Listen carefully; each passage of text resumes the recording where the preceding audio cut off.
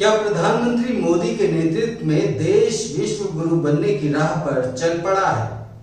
ये वो सवाल है जिसे लेकर देश की जनता दो भागों में बटी हुई है। एक तबका है जो हाँ में जवाब देता है और दूसरा है जो ना में जवाब देता है। भारत ने G20 समिट की मेजबानी की और अब G7 शिखर सम्मेलन में भाग लेने के लिए प्रधानमंत्री मोदी जापान के हिरोशिमा में हैं। अब ये वीडियो देखिए। प्रधानमंत्री मोदी बैठे हुए हैं, उनके लेफ्ट साइड से जो बाइडेन मोदी जी की तरफ चल कर आते हैं और फिर अमेरिका और भारत दोनों देशों के शीर्ष नेता आपस में गले मिलते हैं।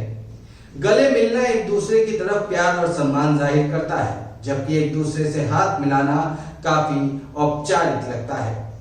ये वीडियो इंटरनेट पर वायरल हो गया है, न सिर्फ भारत बल्कि अमेरिका में भी, और इसके साथ ही दुनिया में वायरल हो रहे हैं भारत अमेरिका के रिश्ते भी। आपको बता दें कि इस बैठक में जापान और अमेरिका के अलावा ब्रिटेन, फ्रांस, जर्मनी, कनाडा और इटली के साथ साथ यूरोपीय संघ के प्रतिनिधि भी शामिल हुए हैं। आपको ये भी बता दें कि भारत G7 का स्थायी सदस्य नहीं है, लेकिन फिर भी पिछले कई सालों से लगातार भारत को इस समिट में गेस्ट कंट्री के तौर पर बुलाया जाता रहा है। साल 2019 के बाद से ये लगातार 5वीं बार है जब भारत को G7 समिट में बुलाया गया है। गेस्ट कंट्री के तौर पर भारत को सबसे पहले G7 समिट में फ्रांस में साल 2003 में बुलाया गया था। उसके बाद पूर्व प्रधानमंत्री मनमोहन सिंह भी 5 बार G7 समिट का हिस्सा बन चुके हैं। वैसे तो ये पहली बार नहीं है जब भारत को G7 देशों की ओर से बुलाया गया हो, लेकिन पीएम मोदी का ये दौरा इसलिए भी खास है क्योंकि सन 1974 के पोखरण परमाणु परीक्षण के बाद ये पहली बार है जब कोई भारतीय प्रधानमंत्री हिरोशिमा का दौरा कर रहा है। सेकेंड वर्ल्ड वॉर के दौरान 1945 में परमाणु हमले के शिकार हिरोशिमा के दौरे पर इससे पहले 1957 में भारत के प्रथम प्रधानमंत्री जवाहरलाल नेहरू गए थे। इसके अलावा यूक्रेन में रूस के अटैक को लेकर भी भारत का रुख अमेरिका, ब्रिटेन और जर्मनी के रुख से अलग रहा है। साथ ही आर्थिक प्रतिबंधों के बावजूद भारत रूस से कच्चा तेल आयात कर रहा है। इससे पहले गेहूं के निर्यात पर भी भारत ने रोक लगा दी थी, जिससे अमेरिका खुश नहीं था। तो ऐसे में एक बार फिर भारत को गेस्ट कंट्री के तौर पर बुलाने के क्या मायने हैं? दरअसल G7 की आर्थिक हिस्सेदारी में गिरावट पिछले कुछ सालों से देखी जा रही है, जिससे इनका प्रभाव कम हो रहा है। 1980 के दशक में दुनिया की कुल जीडीपी का लगभग 60% हिस्सा G7 देशों का होता था। अब ये घटकर करीब 30% ही रह गया है। भविष्य में G7 देशों का प्रभाव कम होने की संभावना है।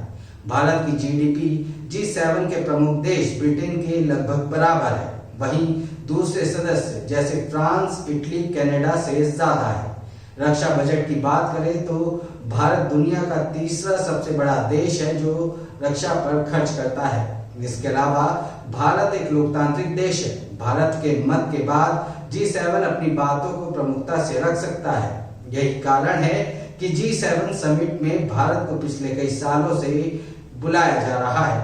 साल 2022 के समिट के लिए जर्मनी ने जब भारत को बुलाया था तो भारत के विदेश सचिव विनय मोहन ने कहा था कि G7 शिखर सम्मेलन में भारत को नियमित तौर से बुलाना दिखाता है कि पश्चिमी देशों को भारत का समर्थन चाहिए। दक्षिण चीन सागर में चीन फिलीपींस के साथ कई दूसरे देशों के क्षेत्रों में अपना दावा ठोकता रहा है। फिलीपींस इस मामले को अंतर्राष्ट्रीय अदालत में भी लेकर गया। 2016 में अंतर्राष्ट्रीय अदालत ने चीन के इस दावे को खारिज कर दिया, लेकिन चीन ने अंतर्राष्ट्रीय न्यायालय के फैसले को नजरअंदाज करते हुए फिलीपींस के आसपास द्वीपों पर निर्माण जारी रखा। चीन का ऐसा रवैया मौजूदा अंतर्राष्ट्रीय कानून को चुनौती दे रहा है। चीन के साथ भारत का भी सीमा विवाद है। आए दिन भारत और चीन के बीच LAC के पास झड़प की खबरें आती रहती हैं। ऐसे में चीन को रोकने में G7 देश भारत को अपने साथ लाना चाहते हैं।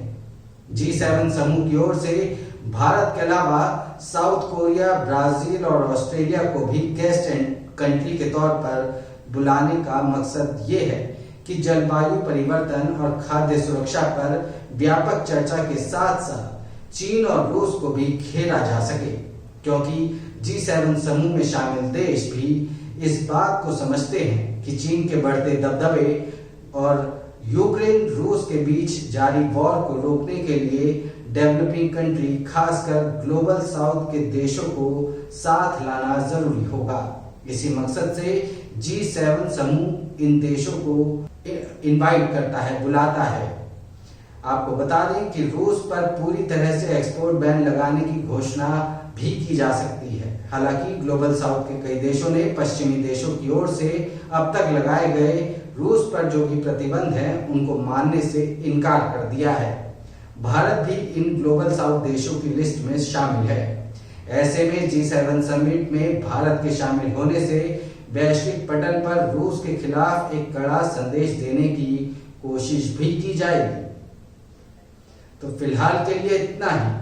ऐसी ही खबरों और अपडेट्स के लिए सब्सक्राइब करें इंडिया लाइव को।